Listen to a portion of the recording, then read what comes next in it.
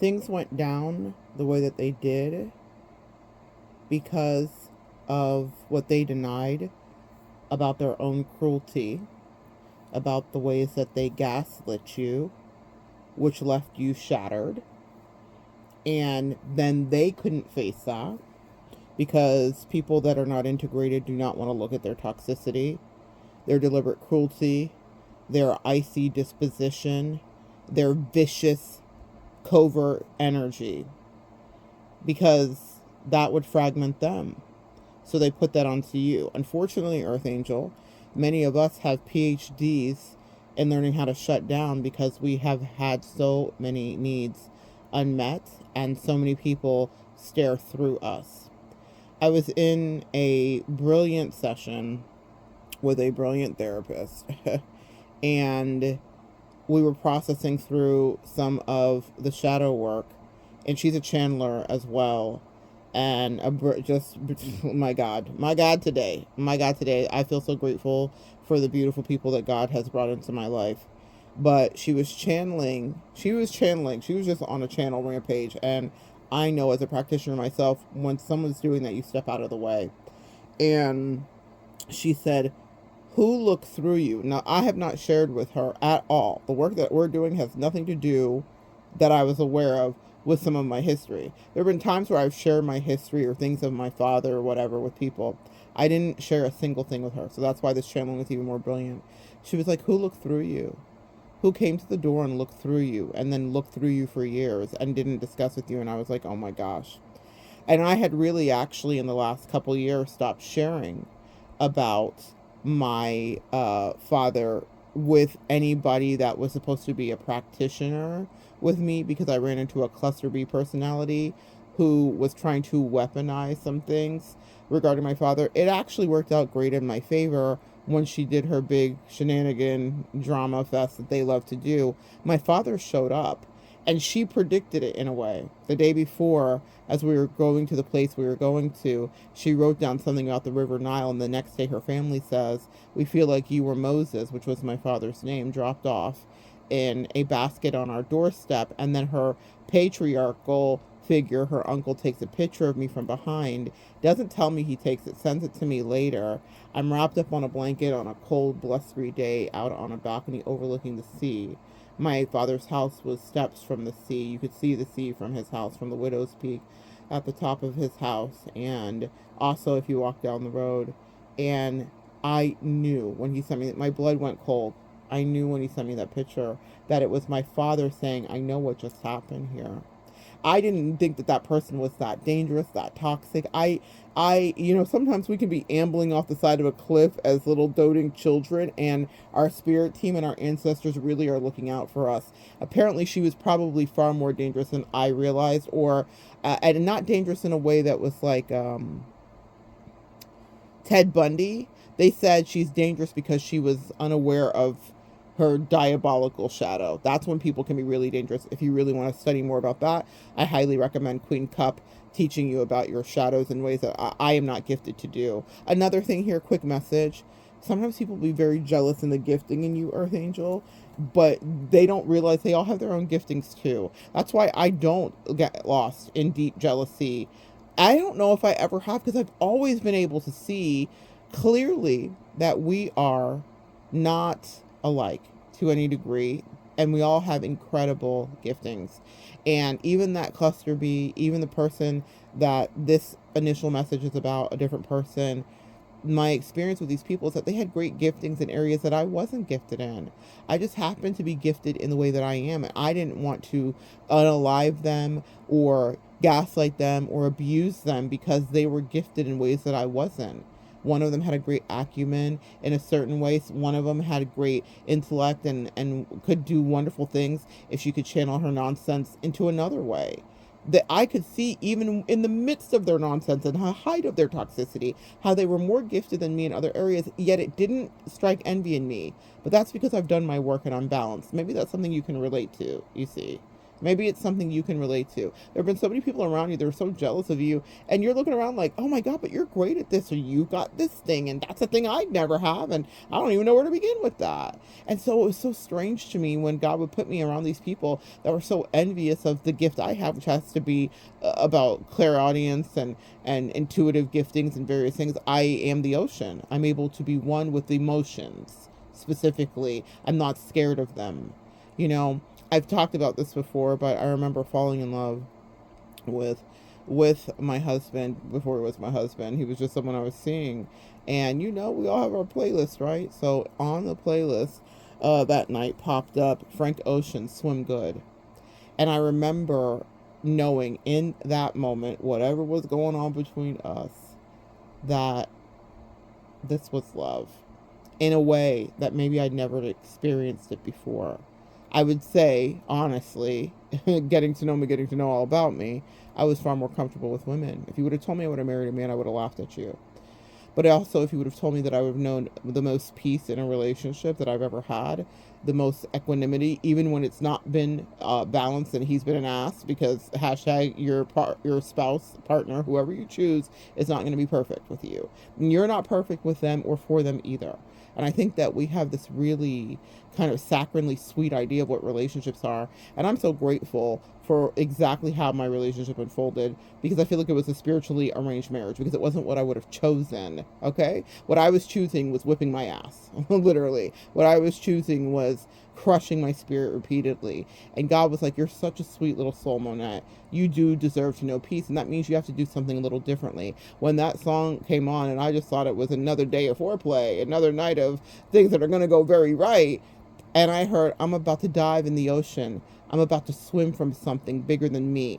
The allegories, the metaphors that Frank Ocean was channeled and downloaded with, because that's what a Project Orange or whatever that record was of his that was so amazing, and then he just disappeared. Sometimes we're just here to create and burst something. I'm getting so many channels today. I'm going to try to get back to the message, but you're just here to leave your mark. If Frank Ocean never puts out another piece of music, he changed so many lives with that. But I remember falling in love that night, and not just falling in love because of good, spicy time or whatever. No.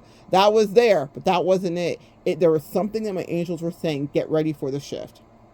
I knew that I was going to swim from something bigger than me. I knew that what I was feeling for this person, that is like unlike anything I'd ever felt for anybody else, which is weird because I would not call my husband the most romantic of people. He's not. But there was something that was happening where God was like, this is the right person for you. What, God? You sure? You sure about that, Jesus? This one? Well, what about this other one? And what about this other one? And what about that other one? And what about that other one? And God was like, this is the one who's a life partner. This is someone that you can go through at least part of your life, maybe the whole thing if you're lucky, but at least part of it where peace will be known to you. I'm hearing peace be unto you and also with you, which is part of the catechism. My mother's Catholic upbringing to some degree still resonates with me. I was at a service with her recently where she was crowned Daughters of the King. Peace be unto you and also with you. Taking pictures in the back like I was her mother and she was my child. It's so interesting how down through the miles life changes. I remember her being there taking pictures of me, and it was me taking pictures of her. She raised her hand to say your pledge and receive her certificate. Peace be unto you and also with you.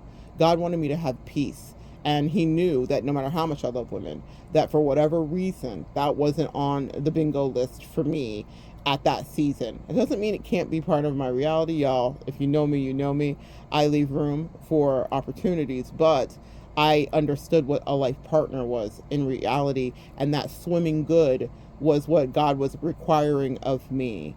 I fell in that moment. I understood what that meant, and I didn't think falling would be something that I would do with my husband, meaning that just wasn't what our capacity was. It was more carnal, it was more primal. I just understood that, I thought, or so I thought. Another lesson, we don't know everything. Keep living and you will be surprised. I was absolutely surprised, not just that night, but what happened before my eyes and what unfolded and who he turned into be salt of the earth. A good person, someone who was a balance for me, an anchor sometimes that I would want to free myself up to, and sometimes I was teaching him that he needed to fly as well. because sometimes that's what we'll be dispatched in to do. We are counterbalances in our relationships, but you cannot have people deny your reality. And so when you are the ocean, meaning you are one with your emotion, you're capable to understand a thing that is happening.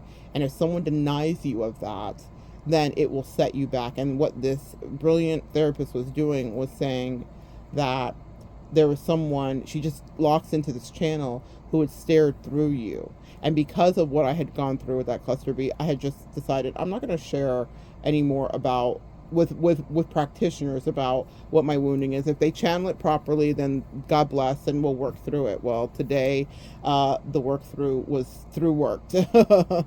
Yesterday, I should say. The work through was through worked. And so what I want you to understand about that, or what I was understanding about that, is the ways that I was hurt from that father who would look through me, who would deny my reality, who didn't want to meet my needs and didn't like that I even had them. And so when I found myself with a best friend who was denying my reality and wanting to spiritually bypass me and wanting me to be her beast of burden, right? We had a lot of 1860 connections. I think we may have had a past life together. I think she was a past life enemy. And she was incensed that she couldn't control me. But she was also not willing to look at what that meant about what it meant about her. Why did me being happy, finding freedom, finding love in whatever capacity I could, why did that bother her so much? She wanted me to be subjugated. She wanted me to be telling the same story she told. You don't like your husband like I don't like my husband. Well, that wasn't the truth. You're not having sex with your husband? Well, like I'm not having sex with my husband. Well, that wasn't the truth. It's a truth she wanted it to be. And it's a truth that I think I might have mirrored and adopted to some points, to be quite honest, just because we will do that. When you're around someone, you will become like them, and you want to have similarities, and you want to say, this is my good husband story for the day, as if they're only relegated to one story. That's your reality. That wasn't my reality. And she didn't want to look at all the things. You see, all of that, if someone is blocked in their brain and they're incredibly superficial, and God only seems to send me the most superficial people, all of the shallowest of fucking howls. I don't care if it's romantic or platonic. I can't even get it out of my throat. Anytime I talk about these bitches, man, I get throat chakra hits. These lying people, they lie to themselves all the time. So how could they tell the truth to me? How could they tell the truth to you in Reality Collective? Fucking liars, man. I am the ocean. I am emotion. I don't relate. I don't relate. It doesn't mean that I haven't lied. I know what a lie is because I've told them to myself plenty of times. But the thing is that I don't lie to play with someone else's mind. That's just not something that I do. Maybe I have done it. We all have existed in all facets of toxicity, so I'm not going to deny that reality. I'm sure there's someone that could come and say, no, this wasn't something that was fair that you did to me. But the thing is, I'm always examining and combing over it and looking over it because I am the sea. The thing that's coming to me is the Dark Mermaid story. We all know the Little Mermaid, and the voice was stolen, just like my voice just left me as soon as I'm talking about these fucking evil people. God, I'm still a human processing the emotions. I'm not just always flying above it, like some, Thelonious Monk energy, like I'm a person too, just like they are. They had no problem sitting in the seat of their cruelty and their humanity, their toxicity and their evilness. But I'm always supposed to fly above it and deny my reality. No, it doesn't hurt that you're being fucked up to me. No, I want to stay friends with you forever so that you can continuously monitor me and wish the worst for me and be jealous of anything happy that happens to me. Fuck out of here. Someone needs to hear that today. That's what good therapy will do. It will get you out of your own way. No, I got out of my own way so you could get out of your own way. But listen, the ocean. I'm going to have a lot of throat chakra stuff now because God. But I got to bring this up. Maybe someone needs to hear this. I'm sorry. My apologies to anybody that's... Listen, we know the story of the Little Mermaid. Ursula, all that stuff. I can't sing. It's early morning. This is a brand new channel, right? Listen. Listen, they're listening. Listen. Are you listening? Are you listening? Can you hear me now? Can you hear me? Someone could fucking hear you now. Someone hears you now. Like, why am I saying listen so much? Someone can hear you now. Someone can hear you now. Someone wants to take vows now. Someone wants to honor the vows you took. Someone shook out of their inertia, out of their deep sleep, out of their slumber. Someone's woken up. They're not Sleeping Beauty. Surprise, surprise. The truth is before someone's eyes. Someone's waking up, guys. So, in the Dark Mermaid, he chooses someone else over her. Any of you guys that have been in a twin flame dynamic, unfortunately, know exactly what that feels like. to be feeling like you were chosen over by someone that you actually were pouring love and energy into. It's an unfortunate situation that I relate to many of you guys with, and you guys have written me, I've talked to you, I've gotten to know so many of you because we've had a similar experience, and God, millions of us have had a similar experience. Well, I had that similar experience, and in the last several days, maybe weeks, my twin flame has been coming up. And I'm like, and my angels actually brought the reality of the time frame. It's only been 5 or 6 years that we have been separated, which is crazy to me because I feel like I have lived 7 different lifetimes in that 5 or 6 years since we've been separated.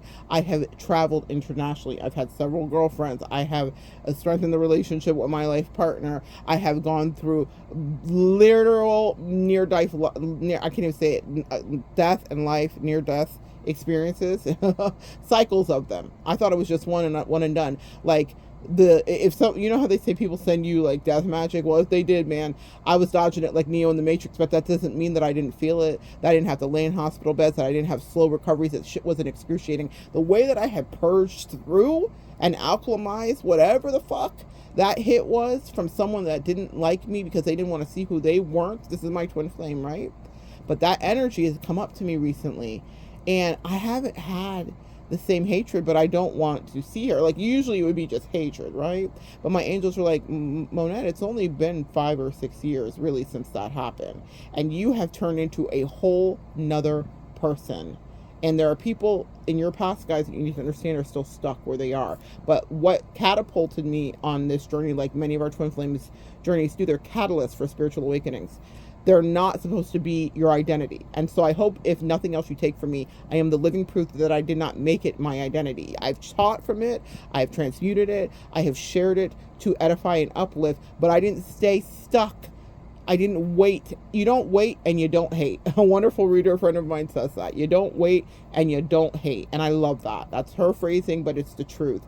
And I didn't know it as a truth, meaning I just adopted it as my own truth because it rang intrinsically true to me. What am I going to hate that she doesn't get into another relationship for? I literally wish her at that moment happy, and I set myself free. You seem like you have somebody that more fits you. You've been fighting me about just sinking in and locking in to what the magic of this is beyond a few moments in time when we had absolute synchronicity and we were in love and it was very, very mutual and all that stuff. But once we got past that, it was this rocky roller coaster where she was just siphoning my energy and using me really truly to pull in other little fishies. That part, the Little Mermaid, because I was the greatest of the mermaids in her life. Real talk.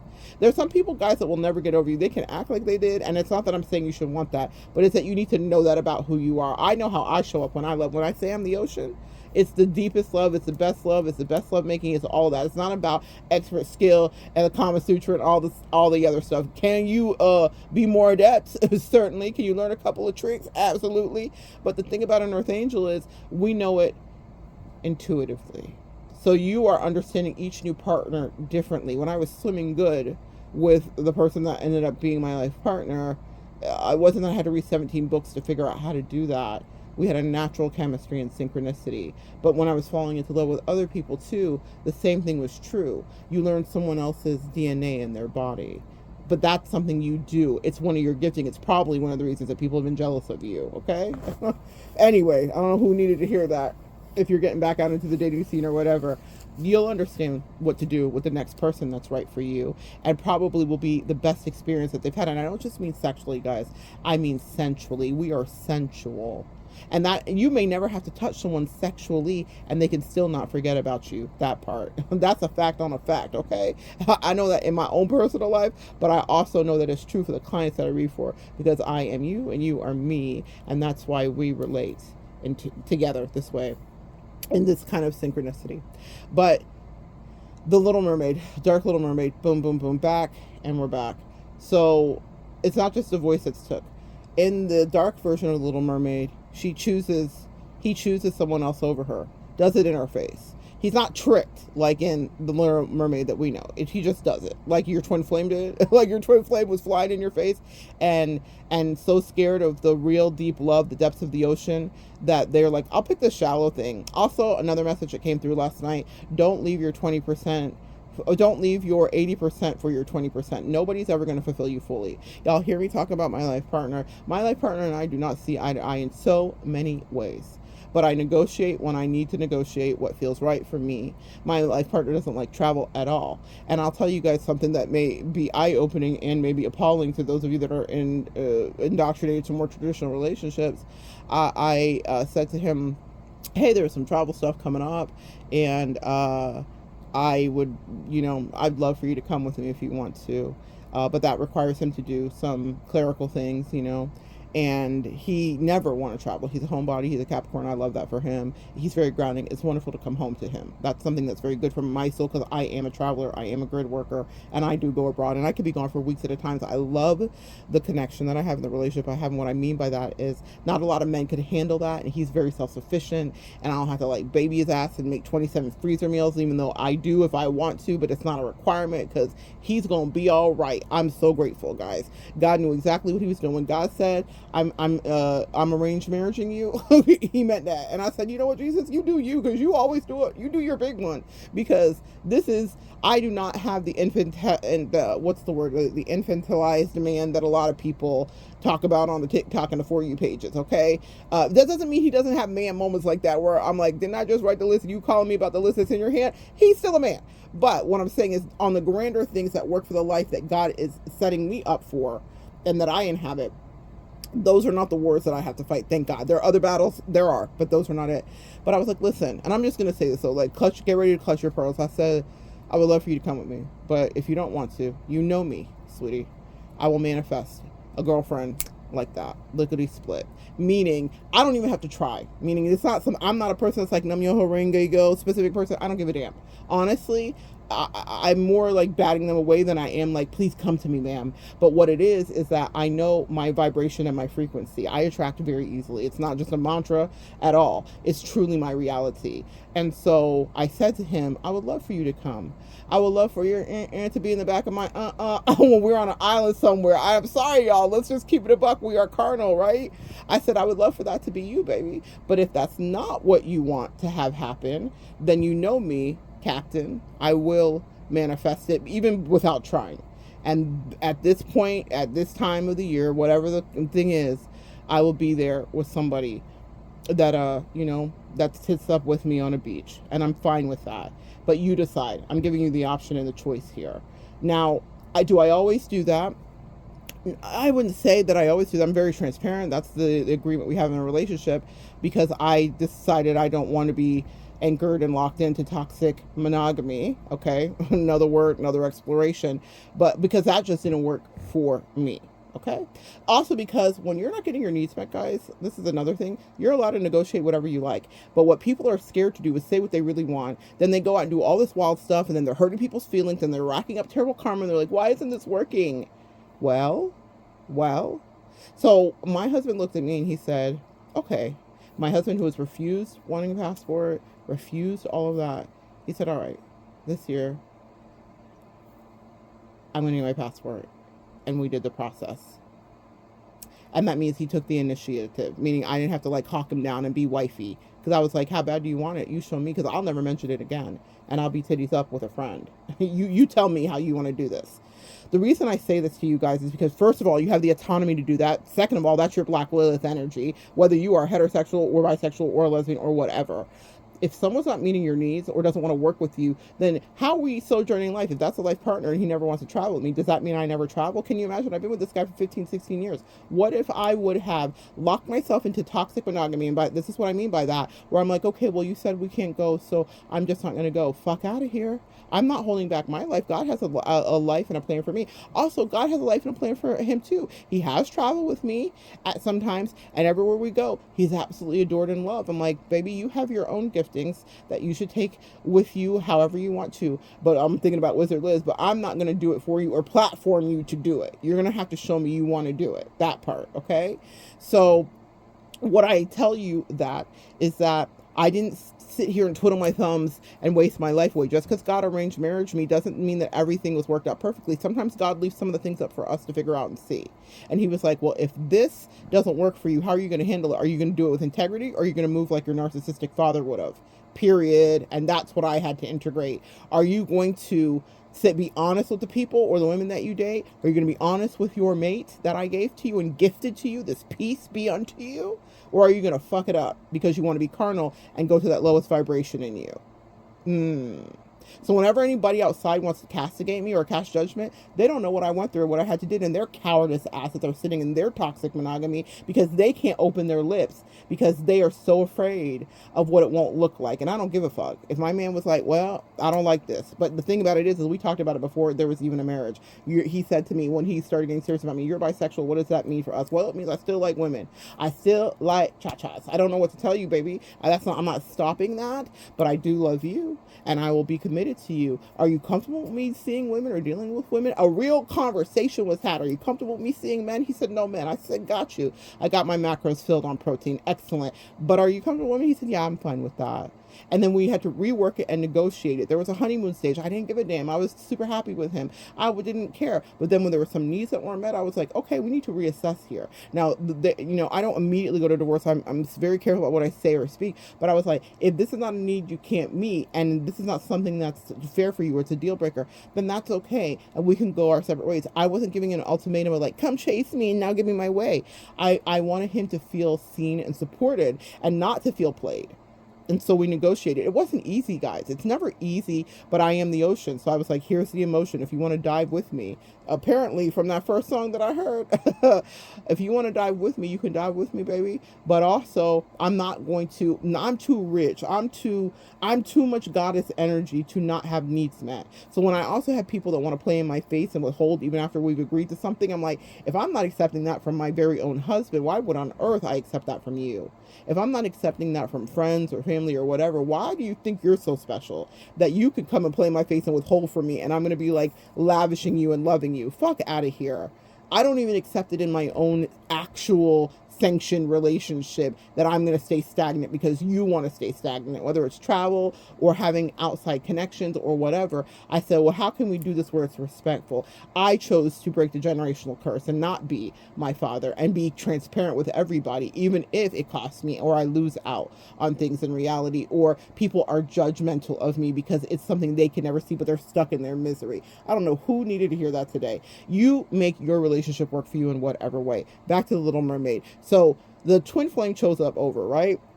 And it made perfect sense to them when they did it. That's fine. But it's the archetype of this is shown in the Dark Mermaid, Little Mermaid. So her sisters are like, what you have to do is take this hair and fashion it into a spear, and you have to kill him to get your legs back. He's like, curse you into this life. You have legs now. We just want you to come back to the ocean. If you don't do it, you're going to turn into foam in the ocean, and you're going to die. You're just going to turn into foam on the land or wherever. You're going to die. But you have to kill him, like weaponize your rage and your Lilith energy, kill him with this hair that we fashion into a spear. Then you can get your legs back, or you can get your fin back, and you can return to the sea. She loved him so much that she just went into the sea, dissolved into foam, and was absorbed by the ocean. And I thought, wow, that is the message for today. There are times in my life where I could have unalive someone and given them a death blow in reality, because that is my gifting. It's not theirs. My gifting is to see the darkest, generational, cursiest parts of you, the things that you've never told people, the things that you lied to my face about, and I can fillet you with it. But it is a precious gift that God says, in your hands, my good sis, we want to see what you do with this.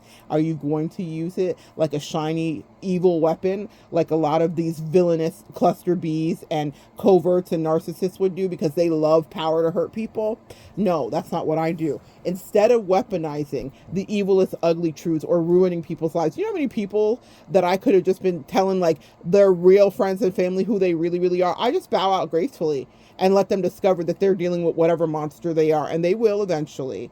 It's never on me. And then you know what happens? It never fails, because God like does energy checks with me where people will like send me telepathic messages and be like, oh my God, I see what you're talking about now, or oh my God, you weren't the problem. Like, they think that they get away with murder, but even people's consciousness communicates, and they're like, oh my God, what Monette was saying, or what Monette didn't say, or oh, this is what Monette wasn't saying. I see it now.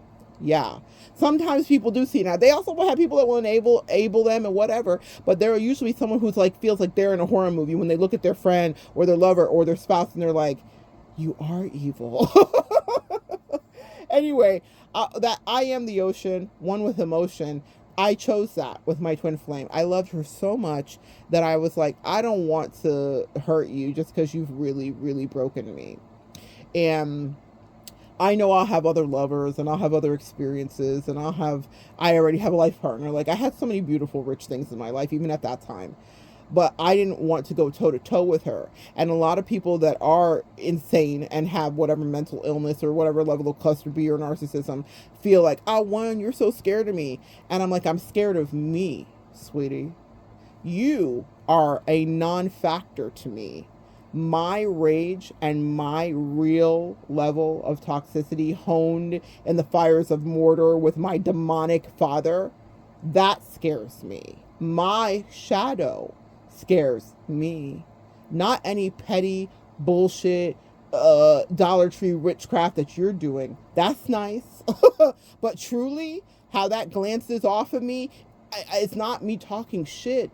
For anybody that's been in A1 day one, you've observed it. Go back and look at those videos where I'm reading out of ICU, where I'm laying on my side for a year and a half, where I can't sit up, where I said, I refuse to skin graft, a sight unseen from a surgeon or any medical advice, because you know who advised me? My angels, and they're mighty nice with it. They said, don't take it, sis. We're going to heal you naturally, because a real healer that transmute Chiron energy has to be wounded. And this was all part of your Akashic contract, and you have unlocked it and opened it. But it means you will do ascension after this. But first you have to suffer in this, sis. It's not that I recommend it. I wouldn't. It was horrific. It was a nightmare. It was not the shit out of nightmares. But what I'm going to tell you is that it changed me. I got through the fire, through the limit, through the wall. I'm channeling Kanye.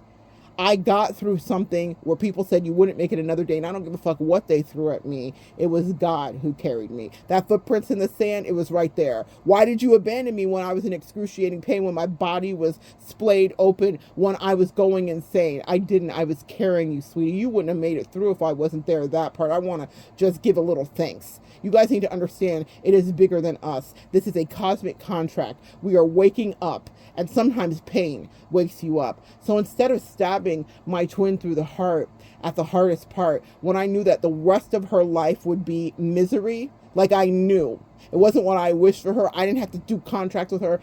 God said she's done some really ugly things trying to distance herself from you when you were one. In a way, and she knows it too. She told you, y'all said it, y'all laid together, you canoodled about it, it was known.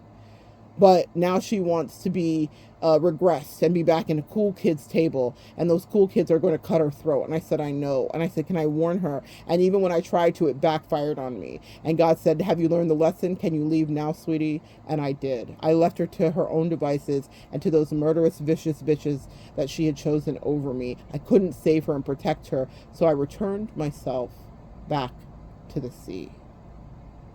Primordial ooze. Back to a boneless jellyfish. In her perception, you're so weak, you're so codependent, you're so needy, you're so people-pleasing. Leaving was the strongest, most stoic, most dinosaur, most prehistoric thing I could have done. I returned myself back to the sea instead of killing the one who awakened me through her toxicity. I was only replaying out a wound that I knew from that demonic father. I was only replaying out patterns that had happened where people had treated me less than because my brilliance offended them. Does my haughtiness what did Maya say? Does my haughtiness offend you? Do you think I'm telling lies when I tell you I've got diamonds at the meetings of my thighs? Ask any one of my ex-lovers. That's not her poem, but that's me. And they will tell you there's something about that, Monette. Yeah, there was. It didn't make conventional sense. And to the onlookers and to their superficial, shallow how asses, they didn't understand, why am I still stuck? Why do I still think about this person? Why did this person fuck me up? Because when you dance with someone who's one with the ocean, they will get into crevices that you don't even understand, that are unseen. You come home with sand from the beach and you thought, but I washed off. How is this still on me? How is the ocean still coating my skin? To be loved by you, earth angels, is to be immersed in it, is to be baptized in understanding. And people are not ready for the depths of that. I feel so lucky when I run into friends that are like, I want to dive, I want to swim, I want to go out to sea. Take me, sis. I got my floaties and I got my fins. And I said, all right, bitch, let's go. But it's not often that people are ready to know the depths that they want to know. And sometimes people say that to you, and then they get 1 foot out, and they're like, where's my daddy and my mommy? Well, they're back there, but it's wrapped in toxicity. Or you can come out here. It reminds me of, I'll see if I can connect it below. My God, today, this is such a message.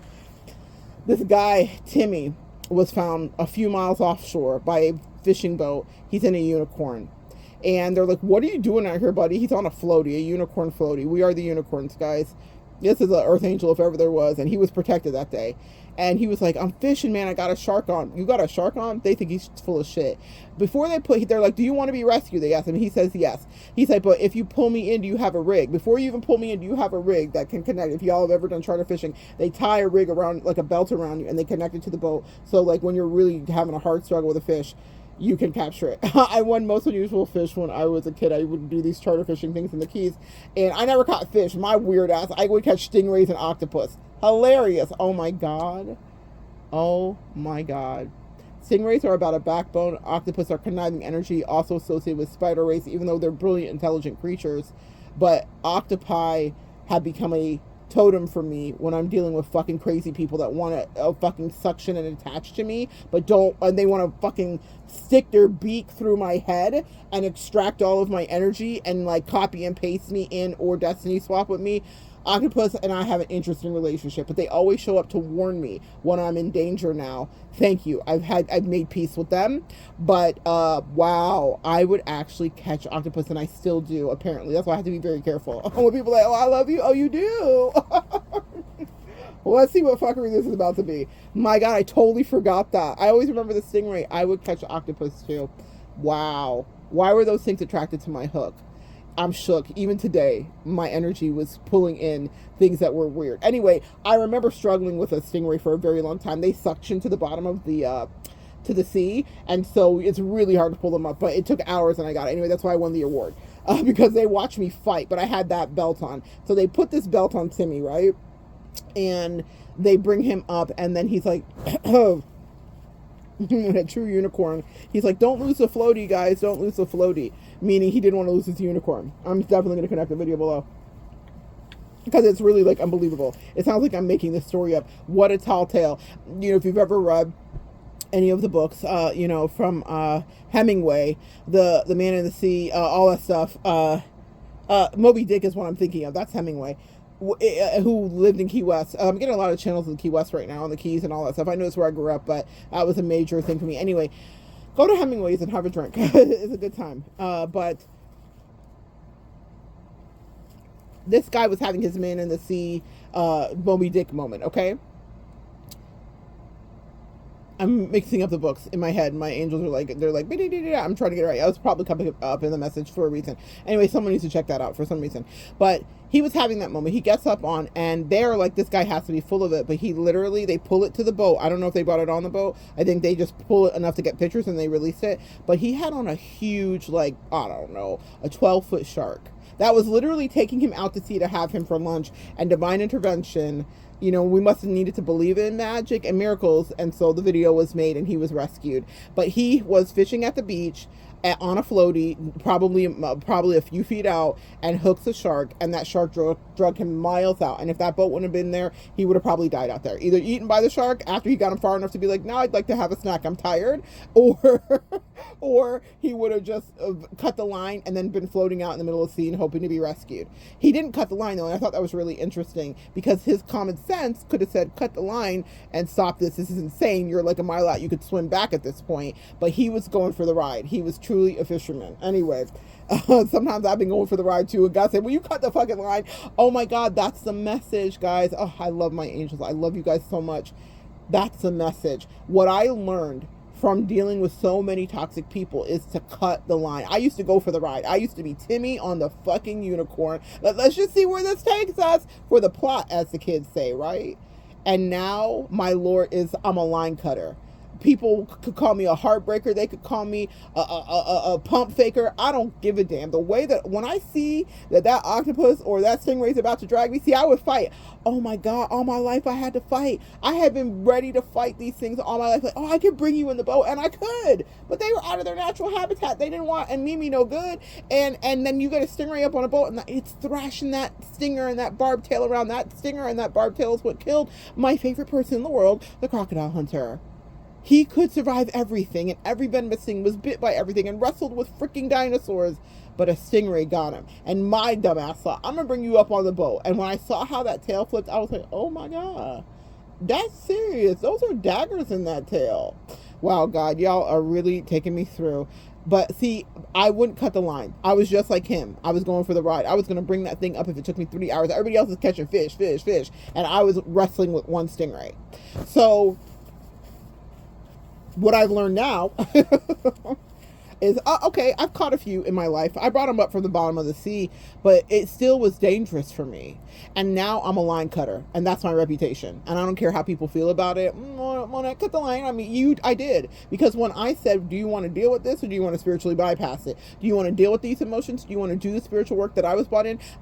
What I realized, guys, is that I'm an elite level of channeler. I know that sounds crazy to say, but I had to realize, like, why are people continuously playing in my face? Don't they see the lie of everything that's going on around them? They didn't. God was like, this is your gift. You're an X-Men. They are not. They are maybe X-Men in different ways in their life. Maybe they're the X-Men of folding laundry. I don't know. But what I'm saying is that there was a gift that I had, and if I'm in someone's life, you need to get on the good foot, or else you're going to get shook, because I'll cut the line on you and I'll move on, because there are a lot of people that are always on my hook. It's very easy for me, unfortunately and fortunately. It's a gift and a curse. Trust me, it's not a humble brag at all. It's actually like danger and stranger danger sometimes, but it's never a problem for me, because I am assigned here to help people elevate. So if you don't want to elevate, and I'm wasting time and years, and I'm trying to pull you up, and you might peak up at the top of the water, and then you dive back down, and I've got blisters on my hands trying to pull you in and tell you, like, this is good love over here. If you get over here, yeah, it might sting for a minute. It's going to be uncomfortable being out of your natural habitat of the ocean, but I'm also part of the ocean. God put you in the hands. Oh my God. God put you in the hands of someone who is one with the ocean. So even though you're like, if I'm out of it, I'm going to suffocate. No, if you come into my arms, what I will do is breathe life into you. Because that's what my gifting is, in spirit and in truth, whether it's platonically or romantically. But people get scared because it's what does a fish do when it gets out of water? It flops around because it's not in its natural habitat. And when you put a fish back in the water, you can't just instantly release it. You have to kind of like move it around a little bit if you are big enough to do that, meaning it's not too big of a fish to manage it, so that it can get some water into its gills to reacclimate. But if you're one with the ocean, and that's, I understand. A lot of people don't understand that. They don't know that it's safe necessarily, but that's a chance they have to take. Why were you attracted to my hook? That part. It's probably because there was something that needed to be taken a look at, because I'm the doctor. I'm channeling Atlantis when she says I'm not the doctor. Well, unfortunately, as an earth angel, to a degree, I am the doctor. So people that are sick, even if they don't understand why they're attracted to me, are attracted to me, or they need help in a certain area. Not always sick in a full totality, but maybe there's something that needs tweaking. And usually it's about their spirituality and their denial of their toxicity or other toxicity going around them. But sometimes people want to stay in their natural habitat, so they'll fight you. You're the evil one, and they're going to thrash that tail at you. And if you are the good soul, like the crocodile hunter, do you want a stingray to be the one that ends you? Someone who is spineless? Do you want someone that is spineless to be the one that ends you because they're having a reaction because you swam over them or whatever, and they felt like you were a threat? That's what will happen. So now I cut the line before I deal with the disrespect. Oh, okay, you're not ready for this? You're not ready to surface? Cool. Then I don't have to. It's okay that you were on the hook, but I'm going to unhook you. That's what I did with my twin. I chose not to use the dagger to end her. I didn't leave her with the big cuss out that I am known for, that I got honestly by my narcissistic father. He was an artist in making someone feel like nothing. But I don't make people feel like nothing for fun and sport. The way that I can make you feel like that is because I am essentially reporting in court, okay? I'm a stenographer, bitch. And I will cut you with your shit. And so it wasn't just like mean barbs and lobs that you're throwing at me. You want to know about your indecency in a way that will make you have sleepless nights, and let me give you the fright. But I know my shadow, like Queen Cup says, so I lasso it. And so I said, I will dissolve instead. And that was a lesson. That's what qualifies me to teach. For these fucking little kids that come up against me that want to think that they spiritually outrank me. And I don't really get into my hubris that way, but God said, you need to start talking your shit. You guys are out of your depth. Whoever is listening, not you collective. Y'all know you my babies. I pull you in. You could be one with the ocean with me. I love you beautifully, sweetly, honestly, parasocially. I love you. But these people that have come up against me that were like, oh, I'm more powerful. I figured out how to light a candle. Oh, did you? Bitch, I figured this shit out before I ever knew candles existed. I am one with my magic, whatever that is. And I don't care how they demonize it. I am no longer afraid. And that's what makes them terrified of you, when they can't control you. No, I cannot be bent and bowed by your machinations and your covert attacks and your vicious viper energy. I am not you and you are not me, though I understand the toxicity, but it is not what you see when you see me. You're seeing your reflection of your evil energy. The audacity. Cut the line on these hoes. Real talk. Stop dragging them for miles and having them fuck up things in your life and causing you to exert yourself and sweat and have blisters and have to get your life back right. Cut the lines on them and live your life. Sometimes you want to catch a big fish, but the big fish isn't worth your life. Okay? And also, here's what I learned as a fisherman. There's always another day. As a fisherwoman, there's always another fish that wants to play a game. There's always another one that wants to be on the hook. And sometimes someone that gets on the hook actually wants the medicine. They want to come. You ever seen animals that are in distress and they allow humans to assist them when normally they would be thrashing about and acting crazy? Sometimes they'll circle back and say thank you in their own, what seems to us, way, where they'll nod or they'll fly back or swim back or they'll do something. Sometimes people know they need your medicine and they'll sit still for it. They're not going to injure you or hurt you or put you in danger. But sometimes the reaction of any animal that's not used to medicine is to act crazy. You can't just walk up on a lion and provide surgery. You have to tranquilize it. Sometimes people getting close to you, if you're the ocean, means that they will be anesthetized for a moment while you can put them to sleep while you do the deeper surgery. I'm preaching today. I'm telling you something. My angels are revealing things to me in this that I don't even understand that I've done with people, but they said this is what you did. Sometimes they need to be lulled to sleep. Sometimes they need to be pulled in by the magic, the panache, the sparkle of your unicorn ass so that they can go to sleep real fast, so that you can wake them up to the truth and get them out of the matrix. But sometimes people don't want to be wide awake.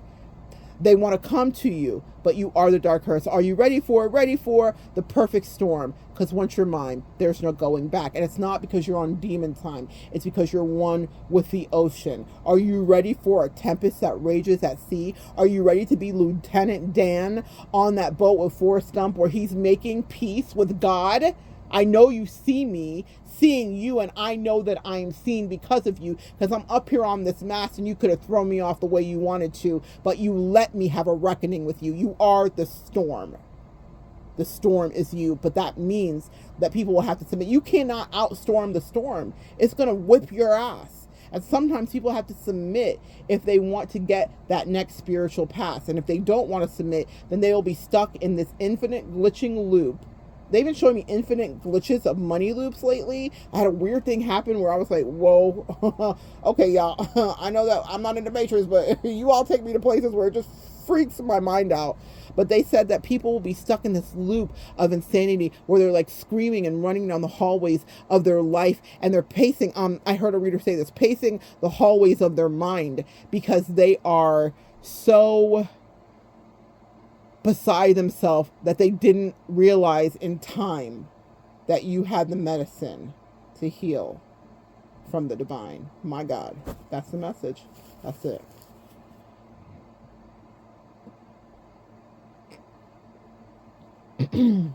That's the message. You're one with the ocean. You deserve to ask for whatever you want. Contracts in your life with people don't have to be forever. Not even my contract in my life soul endeavors, no matter what I think they may be, whether it's a romance or a life partner. That scorpionic placement that I have in my 8th house makes me very at peace with endings and cutting lines. I have no problem letting people go back out to sea. I don't miss them, I don't long for them. I think I shared with you in one of my videos recently how they showed me through how I missed Michael Jackson, that's how people long for us earth angels, because I don't relate. I really talked to my therapist. I was like, did the narcissist break me? Because I just don't care about people anymore the way I used to. I used to be so codependent and, oh my God, are they calling? Are they okay? And I just don't care. And she said, no, you've definitely built new coping mechanisms because you had such, I gotta sit with this. She said you had such extreme abuse that in a way, yes, there was a fragment that happened so you could protect yourself. So no longer can you even, she said you can access it probably in real love and safety with people, because I do have loving relationships where I really love people and I do care about them. But if anything goes wrong and I notice that they want to take me out to sea, I'm like, oh, I guess I got to cut you free.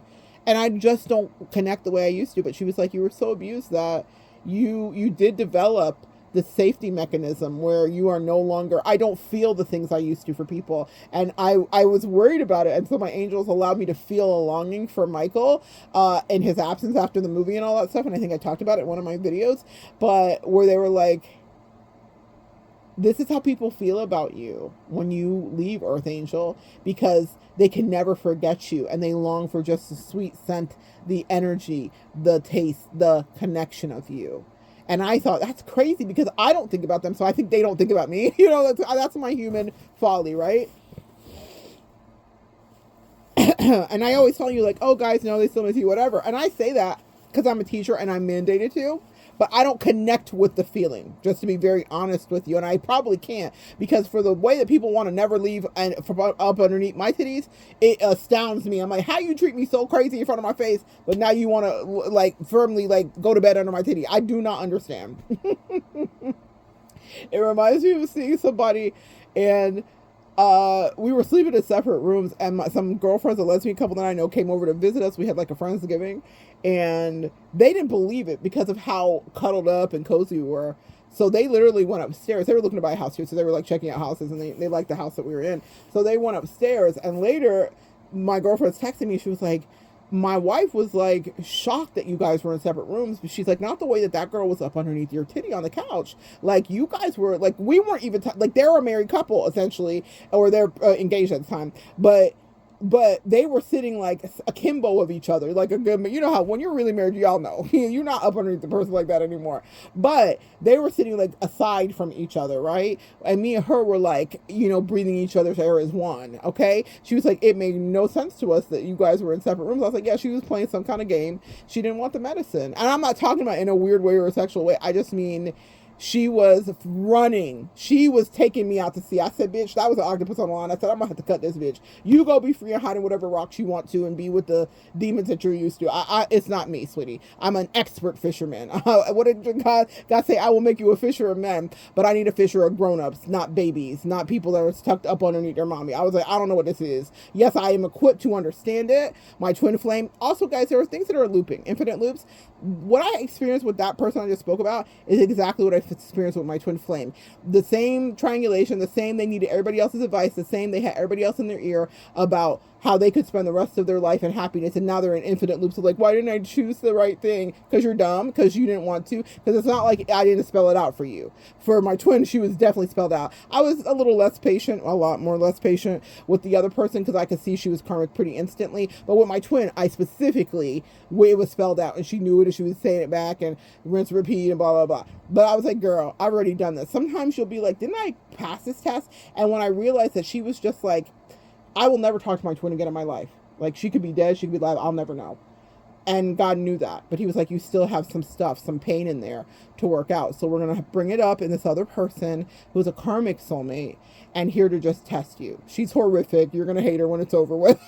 But it was here so that you could purge the last pieces of poison from your twin that you had never, because the way I cut the line so quick, I didn't even let us process, because I didn't think she had the capacity. I kind of felt like she was dumb, honestly. I felt like she was stupid. I was like, oh, I don't think she has the mental capacity to be as deep as me. She can't go in the ocean, so I'm just gonna, the ocean scares her. Okay, fine. And so they bought me someone who I thought had a better understanding. She was also incredibly shallow. When I tell you, God loves to send me a shallow how, it's so funny, guys. Your body, everything in your life is all part of your mission. Even the body that I struggled so much in and everybody was so mean to me about and whatever, was meant to attract people that thought like, like, I can treat you like shit. I can give you less than I ever gave to anybody and get the most from you because you're desperate for me. And I would always laugh at these women and be like, I'm desperate for you. You think you're the best? You think you're the best I can do? I just love being underestimated that way. I have had some of the most incredible experiences with people that I don't even show anymore. I literally just stopped sharing about it because there was so much evil eye and hate about it. But it's so funny to me that people always think that they're the best for me because they're like, you must be so desperate, fatty. You can get nobody. And I'm like,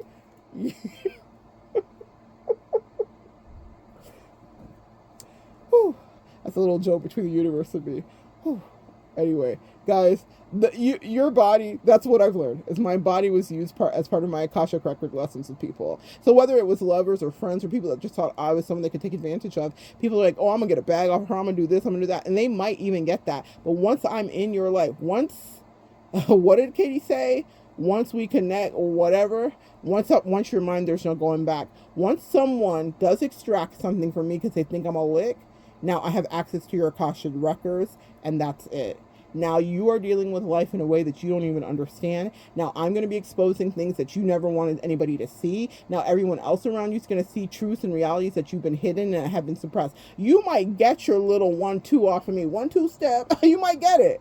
But that's design, just like those fish that have those beautiful colors on them, where it's like the tail looks like the eye and the eye looks like the tail. God is a wondrous thing, and he designs us in incredible ways. And I used to be so like, why, God, did you give me this as my struggle, my way? And he said, because I wanted people to be attracted to you that thought that they could get over you, and that it was an easy play and they were laughing about you. I wanted people to show their ugliness to themselves because they were acting like the problem was you, but the problem was their shallow, superficial asses and what they thought they could get away with not giving you, because in society, that's how people would be allowed to treat you, but that's not what they were called to do. He said, I put words into their heart. Their own angels and their own spirit team told them what they were doing with you wasn't right, how they were treating you wasn't right. They had sinking feelings in their stomach, and then they gave themselves over to reprobate minds, and that's when the devil says, got him, you couldn't bring me the earth angel, so now for the rest of your life, you're on demon time. But you thought that you were better than her, and you were judging her, and you weren't going to give her her worth or what she deserved. You were going to breadcrumb her and pull back and play a game,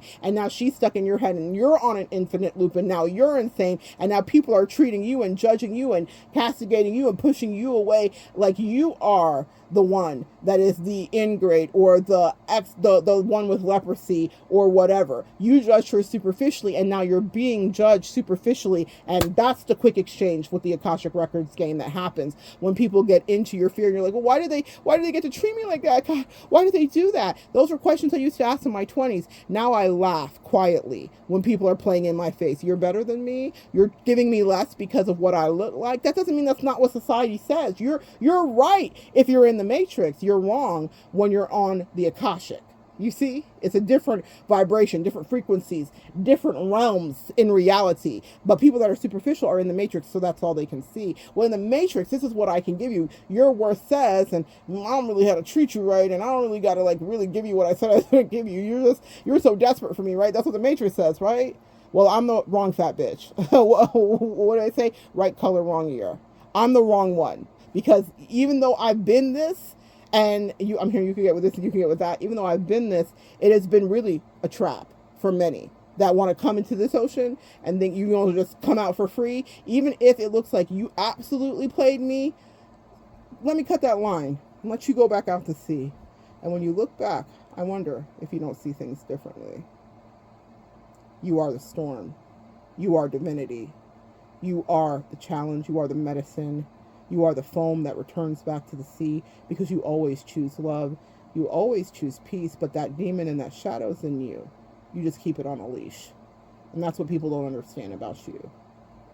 That you always would like to opt for peace, but it's not just that they're getting over. You choose peace, and you choose that by helping to enact their release.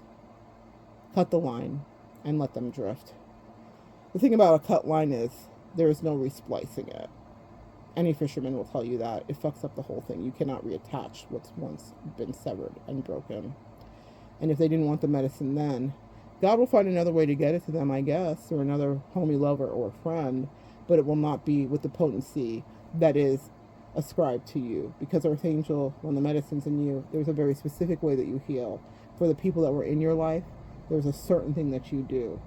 And they might swim a whole ocean for the rest of their lives trying to find you. But what they will know in the back of their primordial brain is that it was always you. So good sharing energy with you. Come back and join me next time, guys. We'll continue to evolve together.